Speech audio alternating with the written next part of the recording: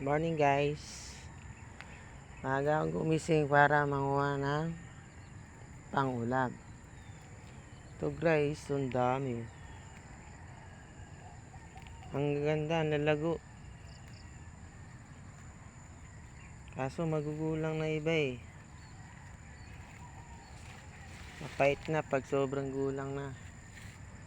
Marami nga kinukuha ko, talbos na lang. Tapos murang dahon. Yan ang masarap. Dami niya rito. Ngayon lang ulit napasyal ako ng isang araw dito kasi naghanap ako ng kabote. Konti lang nakita kong kabote. Eto, napansin ko siya, ang dami na. Ngayon lang ulit ako nanguha rito. Grabe oh, ang lalapad oh. Pero hindi ko siya kinuha. Dito ko na rin tinalbusan. Dito ko na rin hinimay. Sa puno niya. Ay, baging pala. Hindi nga pala ito puno. Baging. So, karamihan kong kinuha dito. Mga talbos. Mga murang dahon. Para masarap. Pag sobrang gulang na, ubod ng pait. Parang pag-ibig na napakapait pag iniwan ka. Bagay. Ako nga pala nang iwan. Charot. Muhugot. Ako na nga. Marami na to.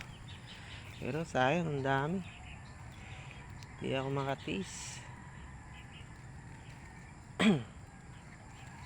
Dami guys. Dami talaga. Masakit sa balakang. Kaya lang sipag at tiyaga lang talaga. Gusto mo ng pang-ulam, magtiyaga.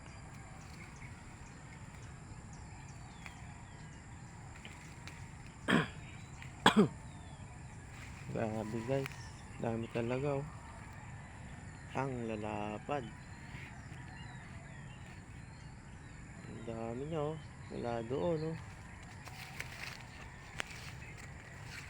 Kailangan nga pala dito guys, pag manguha kayo ng ganito, nakabota kayo.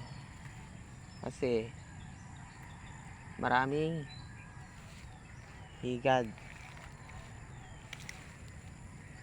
Makakate pag nadali ka. Ako sanay na ako sa higad.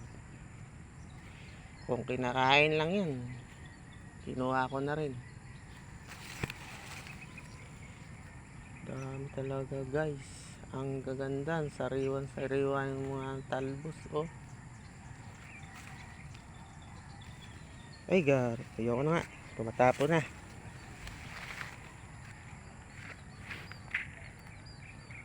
Maapaw na yung ano ko. Ayun, ang dami niya guys. Karamihan dyan, dahon ng palaya. Ito pala nakuha ko guys, 10 ng pitchel. Malang pitchel to ha, kala nyo maliit lang. Karamihan dyan talbos oh. So ayun guys, pauwi na ako. See you next time.